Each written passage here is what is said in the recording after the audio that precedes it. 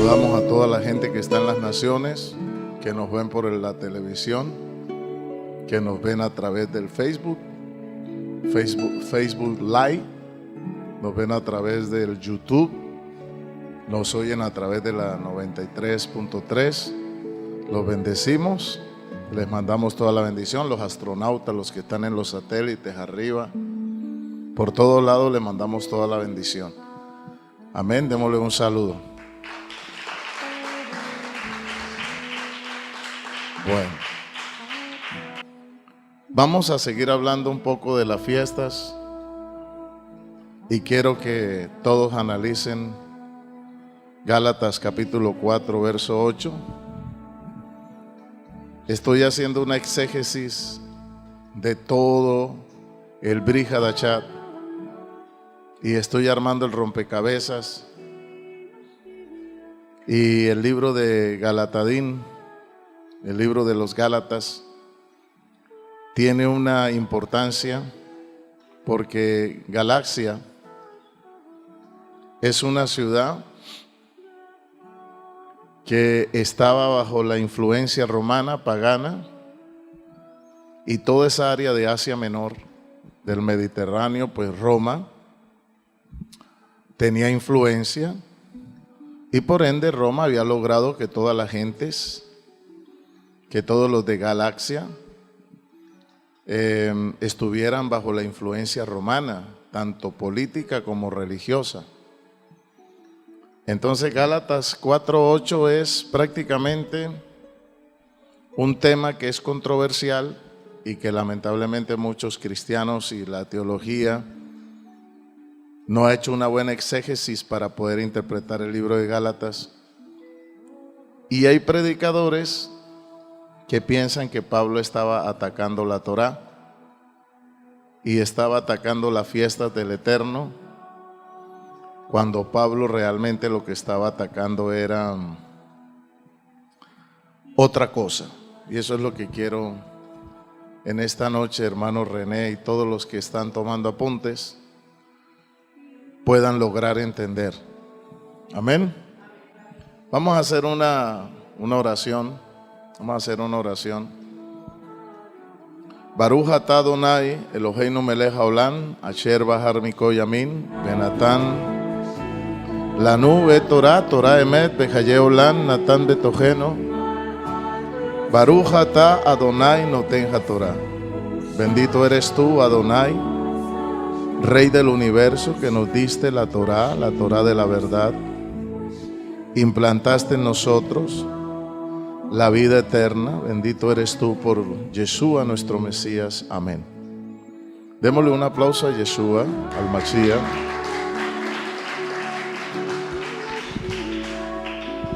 Bueno, vamos a ver qué es lo que dice Pablo acá. Antes de comenzar a hablar de Gálatas, Galacia es una ciudad que está en Asia Menor. Y es una ciudad donde se había abierto una iglesia, una sinagoga mesiánica, y muchos gentiles no judíos estaban llegando al Mesías, se estaban entregando, convirtiendo. Y miren lo que dice aquí: antes, en otro tiempo, no conociendo a Yahweh. Obviamente que le está hablando a unos destinatarios que anteriormente eran paganos, que no conocían a quién, a Yahweh. Servían a los que por naturaleza no son dioses. O sea, ¿a quién servían antes de venir al Señor? A los demonios. Entonces eso es lo que en el contexto no se puede descontextualizar. Mas ahora, habiendo conocido a Yahweh, o sea, se habían convertido, ¿sí o no? O más bien, siendo conocidos por Yahweh, ahí viene el problema. ¿Cómo os volvéis de nuevo a los flacos y pobres rudimentos en los cuales queréis volver a servir? Entonces aquí está dando a entender que había gente que había venido del paganismo y le había puesto reversa al carro y otra vez para atrás. Así sucede muchas veces, ¿verdad? Hay gente que viene, es tocada, Supuestamente se entregan y después otra vez ponen reversa y para atrás. Y otra vez terminan celebrando fiestas paganas. ¿Cómo me sentiría yo de rabino que usted le entregue su vida al Señor, que usted haga una profesión de fe y mañana usted esté cargando el Santo Sepulcro? O esté hablando con un ídolo y le esté poniendo velitas a un ídolo, a la Llorona, a María Leonza, al Negro Felipe, a Huaycaipuro. Entonces Pablo se sintió muy decepcionado porque sentía que lo que había hecho con ellos era en vano, había perdido el tiempo. Y uno como rabino se puede sentir frustrado cuando el pueblo lamentablemente retrocede nuevamente a los rudimentos en los cuales quieren otra vez volver a servir. Guardáis los días, no sé si están llevando la secuencia conmigo, guardáis los meses, los tiempos y los años. Temo de vosotros que no haya trabajado en vano en vosotros. Amén. Entonces aquí vemos prácticamente que Pablo está haciendo una analogía o los está exhortando de que muchos hermanos de Galacia estaban nuevamente incurriendo en festivales paganos del imperio. El imperio tenía un montón de fiestas paganas. Por ejemplo, tenía las fiestas de las Saturnalias. Por ejemplo, mire, les voy a hablar un poquito para que ustedes puedan mirar el entorno. Una de las principales fiestas que celebraba Roma era la Navidad. Y la Navidad no es lo que ustedes creen que es el nacimiento de Cristo. El día que ustedes agarren una enciclopedia, nada más así, a grosso modo, bueno, no quiero ofender a nadie, pero cuando uno estudia las orejas se le vuelven a uno normales, ¿verdad? Dice, miremos algunas fiestas que celebraban en Roma como la Navidad que fue adoptada por la iglesia romana. Esto yo no lo digo, esto lo dicen los libros de historia, que más tarde fue metida dentro de la iglesia corrupta llamada católica y que más tarde el protestantismo adoptó y la sigue practicando hasta nuestros días. Navidad proviene de la palabra latina nativitas, que quiere decir natividad, que significa nacimiento. Y se refiere particularmente al nacimiento del Sol Invictus, que se celebraba cada 25 de diciembre. Esto debido a que en ninguna parte de la Biblia se menciona exactamente el nacimiento de Jesús. La fiesta de Navidad fue reconocida 300 años después de su muerte, cuando el emperador Constantino permitió el cristianismo en el Imperio Romano. Después el emperador Constantino permitió el cristianismo y después de haber sido perseguido por el imperio desde tiempos de Nerón, porque la fecha había encontrado popularidad entre los romanos cristianos al tratarse de la fecha del nacimiento del dios Sol. Desde esa época las celebraciones del imperio se empezaron a reemplazar por las celebraciones cristianas. Existe discrepancia entre si existieron o no celebraciones del nacimiento de Jesús antes de esa fecha. La fecha del nacimiento de Jesús se calcularon los primeros cristianos basándose en una tradición judía que fijaba para los profetas su fecha de fallecimiento y de concepción el mismo día. Como creían que Jesús había muerto un 25 de marzo, calcularon 9 meses después y fijaron el 25 de diciembre como un nacimiento. Por eso los cristianos ortodoxos en Rusia, Europa Oriental, celebran la Navidad el 7 de enero en el calendario gregoriano.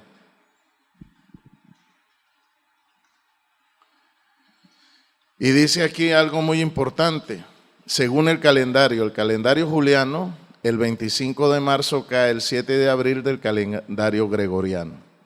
Entonces, La fiesta cristiana de Navidad parece haber sido trasladada hacia el año 330 en los tiempos de Constantino. Constantino apareció aproximadamente como el 306, 337, al 25 de diciembre. Con ello se quería significar a Cristo como el verdadero Sol Invictus, porque Roma adoraba ya al sol. Es importante observar que a partir del año 315 empiezan a aparecer en las monedas los primeros símbolos cristianos. Probablemente sea por esta fecha cuando tiene lugar el cambio de fiesta de Navidad, 25 de diciembre. Bueno, no los quiero cansar. El supuesto mensaje de la célebre visión de Constantino fue en el sentido de la prevalencia de Cristo sobre el sol. Cristo es el verdadero sol invicto. Solo faltaba trasladar la fecha del nacimiento de Jesús, el 25 de diciembre, día en que se festejaba el nacimiento del Sol Invictus. O sea que el nacimiento del Mesías, el imperio lo colocó en el nacimiento del Sol, ¿qué? Invictus. O sea que la Navidad no tiene un trasfondo normal, tiene un trasfondo pagano.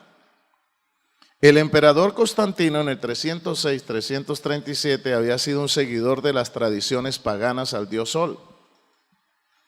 Su conversión al cristianismo se debe a una visión que tuvo cuando vio una cruz frente al sol e iba con un ejército.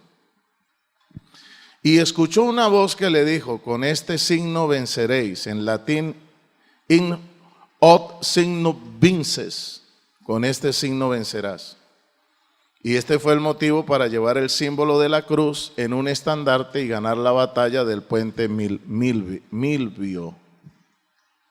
Entonces la cruz también fue metida por un hombre llamado Constantino. Y más tarde Constantino se encarga también de hacer un montón de cosas, porque era un emperador. Y una de las cosas que quitó fue el Shabbat, y lo pasó para el domingo porque era la fiesta del sol. Entonces siempre Constantino, como fue un adorador del sol, agarró y cambió todo y sincretizó las cosas y nos presentó algo totalmente sincretizado. Entonces, lo que les quiero decir es que antes de que Yeshua apareciera, el imperio romano tenía un montón de fiestas. Y en esas fiestas habían descansos. Por ejemplo, el imperio en diciembre prácticamente se tomaba todo un mes de descanso porque todo ese mes se lo dedicaban a Saturno. De ahí vienen las fiestas de las Saturnalias. Sería bueno que ustedes lo investigaran en la Wikipedia. Y cada mes Roma tenía fiestas, tenía descansos, tenía conmemoraciones a dioses paganos como la Iglesia Católica. Ustedes saben que la Iglesia Católica, para que no se me vayan a dormir, porque veo que el auditorio pues a lo mejor tiene mucha pereza intelectual y no les gusta mucho la historia, pero para uno poder saber si lo han engañado o no, tiene uno que ser un buen historiador. Si usted no tiene el buen hábito de estudiar, no sé qué va a pasar con usted, porque usted va a poder creer en cualquier burrada que alguien le diga. ¿Me hago entender? Y nosotros no nos podemos dar ese lujo de estarle creyendo a cualquiera, porque ya nos han engañado demasiado. Y aquí lo más importante es regresar a la Torá y conocer lo más genuino que es el hebreo para poder tener una adoración sana y una adoración original y verdadera. ¿Cuántos alaban al Eterno?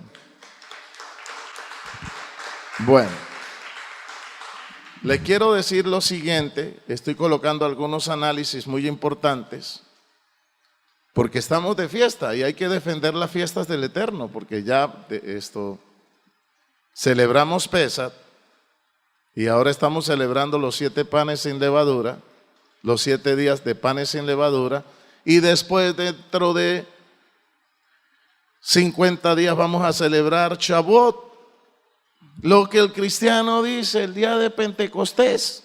Pero todas esas fiestas tienen un origen en la palabra, en la Torá. Por eso dicen por ahí que todo cristiano es un judío camuflado sin darse cuenta.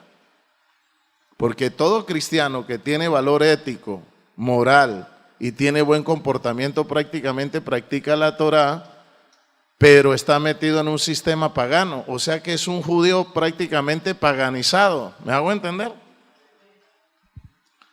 En la antigüedad el sábado era el 7º día de la semana. Si usted en la Biblia encuentra que es domingo, seguro que yo me descarrío, porque estaría siguiendo a un Dios mentiroso. Y una de las características que Yeshua dijo es que ningún hombre podía cambiar las cosas. De hecho, que Yeshua no escribió absolutamente nada. ¿Usted alguna vez ha encontrado algún escrito? Primera epístola de Yeshua, segunda epístola de Jesucristo, no. Yeshua se fue sin escribir nada porque él era el verbo, él era la Torá hablada. Ahora, ¿por qué no escribió nada? Porque es que Yeshua no tenía que traer absolutamente nada nuevo. Él lo que venía era darle una interpretación correcta a lo que ya el Padre había hablado. ¿Cuántos alaban al Eterno? No sé cuánto me están entendiendo esto.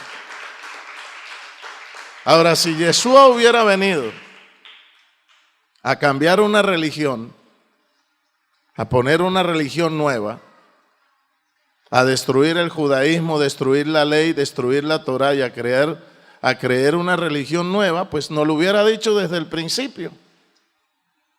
Él nos hubiera dicho, no, yo vengo a destruir la ley, vengo a hacerla pedazos porque el Padre me mandó a que destruyera la Torá y los mandamientos.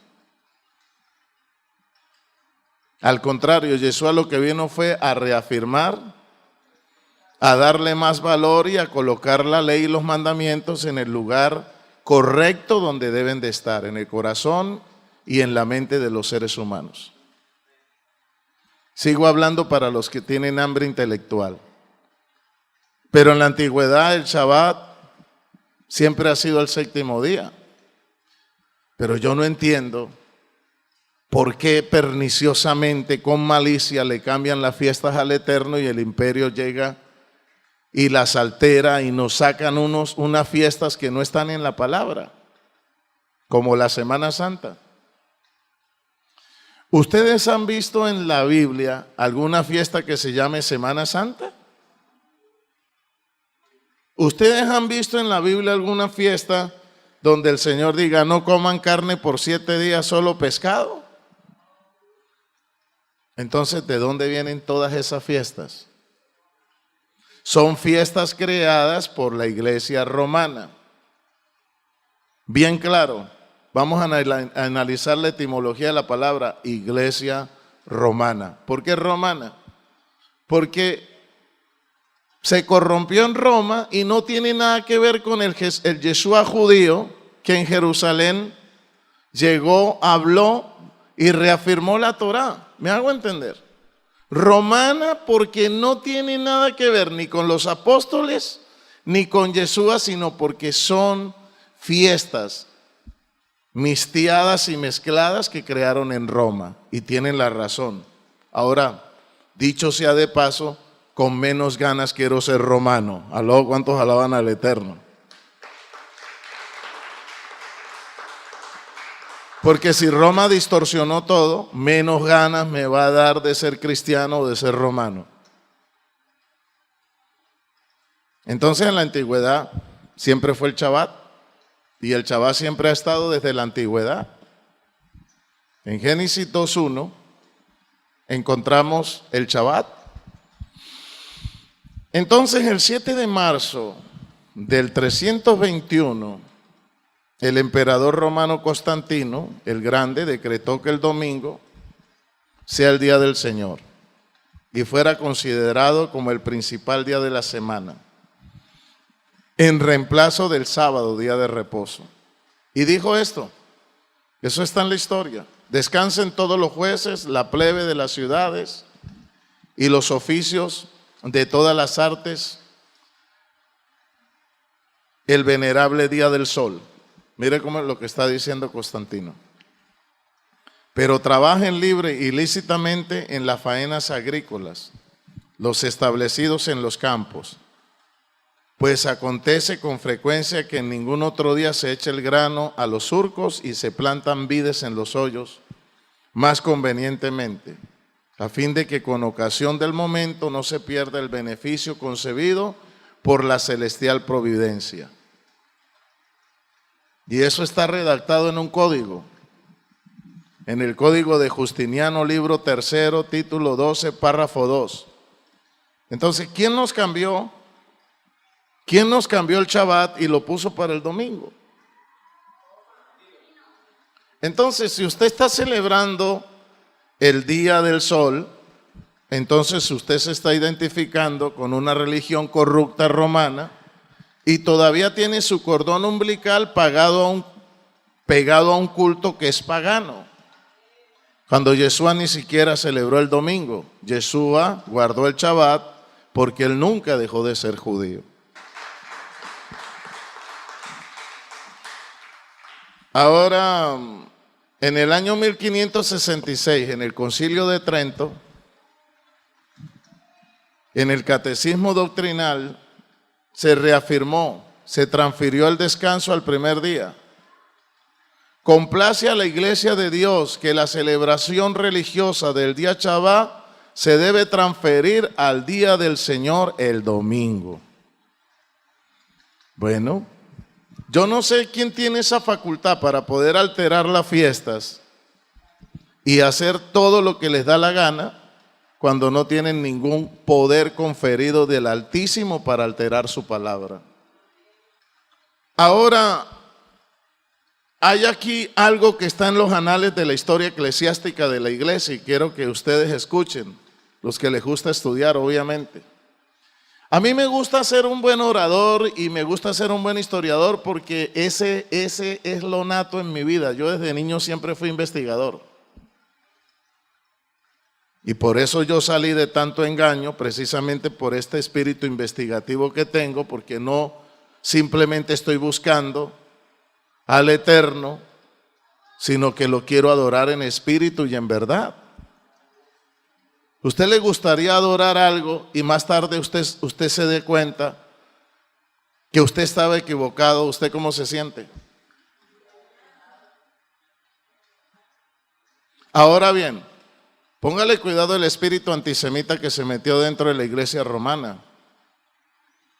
Ahora bien, si los que se habían criado en el antiguo orden de cosas vinieron a la novedad de esperanza, hay que saber entender el léxico de esta gente porque es gente muy culta.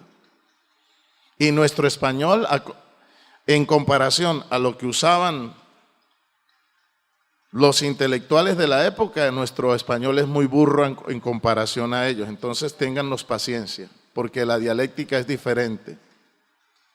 Ahora bien, si los que se habían criado en el antiguo orden de cosas vinieron a la novedad de esperanza, no guardando ya el sábado, sino viniendo según el domingo, día en que también amaneció nuestra vida por gracia del Señor y mérito de su muerte, misterio que algunos niegan, siendo así que por él recibimos la gracia de creer y por él sufrimos, a fin de ser hallados discípulos de Jesucristo, nuestro solo Maestro.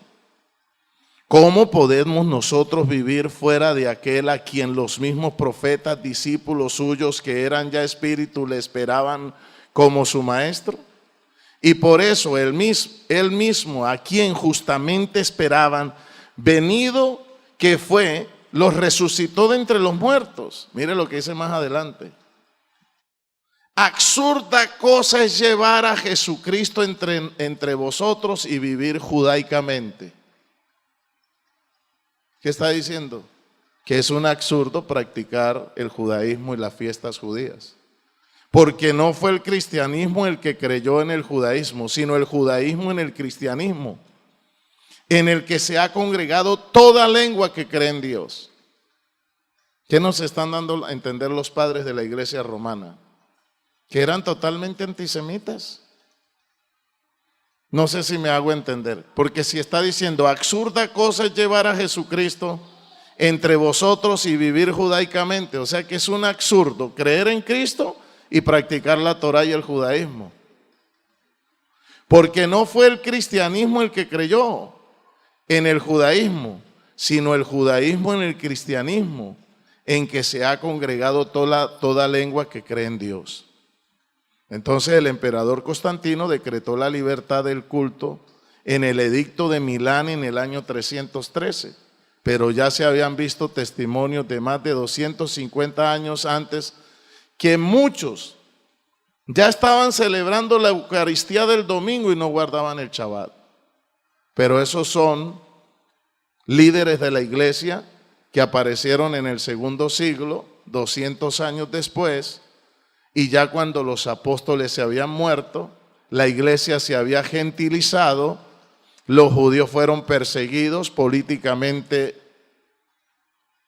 Jerusalén fue destruida, los apóstoles no estaban presentes que eran judíos, y empezaron los gentiles a romanizar y a desjudaizar totalmente a la iglesia y le quitaron con un espíritu antisemita toda su cultura judía. ¿Aló? Entonces el Mesías que nos están presentando hoy es totalmente romanizado, a tal grado que le quitaron el pasaporte judío y le dieron ciudadanía romana y le cambiaron el nombre. ¿Aló? Y le quitaron su identidad judía, le estigmatizaron, le volaron totalmente todos los judíos a Yeshua y nos lo han presentado totalmente occidentalizado. O sea que Yeshua HaMashiach ya no es Yeshua HaMashiach sino Jesucristo. ¿Aló? ¿Y quién fue primero, el huevo o la gallina? ¿Quién fue primero, el domingo o el Shabbat?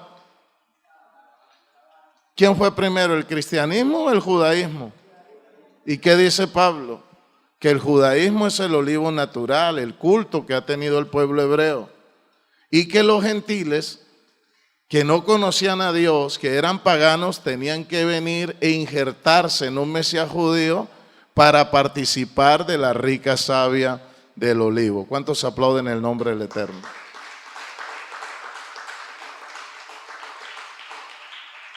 Entonces, todos estos crímenes teológicos, ¿quién los cometió?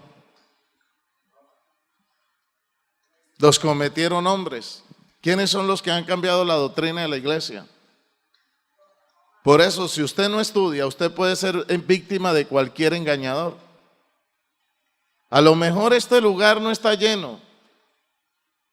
No está lleno de gente, no es una mega iglesia, pero usted con seguridad se siente a escucharme y por lo menos lo remuevo intelectualmente a que salga de la comodidad y por lo menos empiece a estudiar un libro de historia. Porque es que a la gente lo mata, es la falta de lectura y la falta de lectura produce ignorancia. Y una persona maleducada es víctima en lo político, en lo espiritual, en lo laboral, en cualquier cosa. Si no tiene conocimiento, es víctima de su propia ignorancia. Entonces, cuando Pablo les está diciendo, hermanos, ¿qué les pasó? Guardan los meses, guardan los años, guardan los días. No se está refiriendo a las fiestas de la Torá. Se está refiriendo a hermanos que se habían convertido. Y cuando venían las fiestas del imperio, los bacanales, el culto a Mitra, el culto al sol, el culto a Saturno, el culto al emperador, el culto de las fiestas de las carites, caridad, esperanza y gracia, que eran las tres hijas de Zeus. Cuando venían las fiestas de Zeus y de todos los demonios del calendario romano juliano, ellos participaban de los festivales y se les olvidaba que tenían un compromiso con el Mesías al cual le habían profesado una entera entrega y devoción. O sea que se habían vuelto traidores. ¿Aló? ¿Y qué es lo que le pasa a la gente? ¿No le pasa el mismo síndrome? ¿Aló? ¿Qué es lo que le pasa a la gente? La gente le gusta ir a la iglesia, pero tener libertad para irse a la fiesta de las Mercedes, a las fiestas de Chinacota, a las discotecas, a los bacanales, a las orgías, al estadio, a las rumbas, a los banquetes. Entonces prácticamente el catolicismo es una religión que sigue con su mismo patrón de conducta pagano, porque tienen un culto mistiado, o sea, creen en Dios, pero hay un espíritu pagano que los jala y no los deja congraciarse, no los deja ser fieles plenamente a la verdad 100%. Yo les hago una pregunta. ¿Ustedes van a seguir el mismo modelo de los Gálatas? Que profesan creer en el Señor, que profesan entregarle la vida al Señor, pero hay una parte de ustedes que no se la quieren entregar y quieren seguir con el cordón umbilical pegados al paganismo. Entonces eso es muy importante que lo miren. ¿Aló? ¿Cuántos aplauden el nombre del Eterno?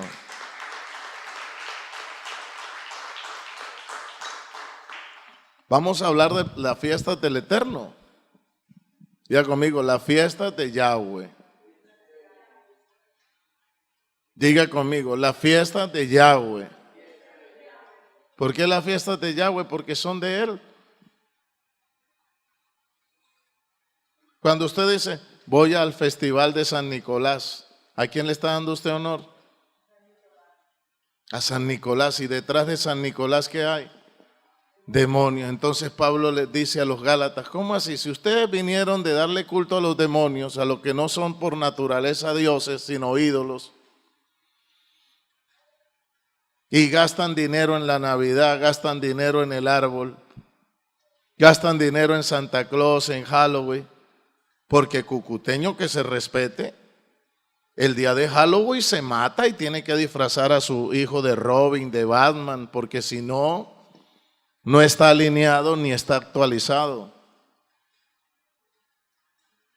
Entonces, esto preocupaba bastante a Pablo. ¿Cómo es que hay gente aquí que se entrega al Señor y llega a una fiesta y nuevamente se van para atrás, retroceden y pierden su identidad, pierden su fe y se les olvida a quién están sirviendo? Por eso Pablo decía, no pueden servir al Señor ni pueden servir a los demonios. No pueden estar comiendo en dos mesas, la mesa del Señor y la mesa de los demonios.